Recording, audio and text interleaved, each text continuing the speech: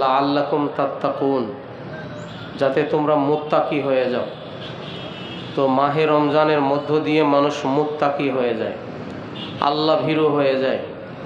সাথে সাথে এর গভীরে আরেকটি শিক্ষা আছে। সেই শিক্ষাটি হলো 11 মাস পর্যন্ত সমাজের বিভিন্ন ধরনের মানুষ আল্লাহ যেহেতু ধনী গরিব করে সৃষ্টি করেছেন, বিত্তবান বানিয়েছেন, আবার অভাবী বানিয়েছেন।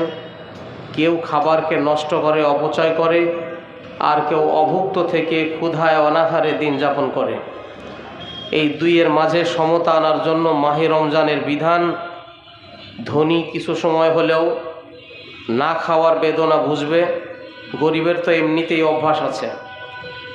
ধনী যখন বুঝলো 1 মাস রোজা থেকে না খাওয়ার বেদনা, ক্ষুধার বেদনা কেমন, এই না খাওয়ার কষ্টে রমজান মাসে যারা সামিল হয়েছে, ঈদ উল ফিতর খাবারের আনন্দ তাদের জন্য এসেছে। আর এই খাবারের আনন্দ আসতে গিয়ে ধনীকে স্মরণ করানো হয়েছে। ঈদের দিনের সকালবেলা যে শিশুটি ধনী পরিবারে জন্ম নিয়ে মায়ের দুধ খাবে, ওই বাচ্চাটিকেও মাথা গুনে একজন গরিবকে ফিতরা দিতে হবে। তুমি বুঝেছো অভাবের যন্ত্রণা কতটুকু, ক্ষুধার্ত ব্যক্তির ক্ষুধার যন্ত্রণা কতটুকু। তাই যতজন ধনী মাথা পিছু ঈদের আনন্দে সামিল হবে, মাথা গুনে গুনে ততজন গরিবকে খাবারের আনন্দ দিতে হবে।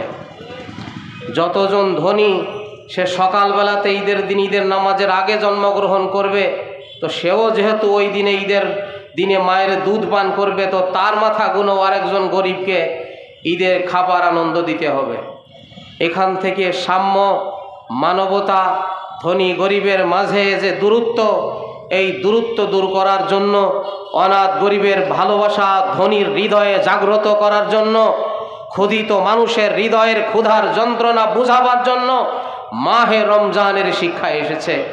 আমরা যেন এই শিক্ষা গ্রহণ করে পুরা আরও 11টা মাস পর্যন্ত এই রমজানের আইনকে বাস্তবায়ন করি।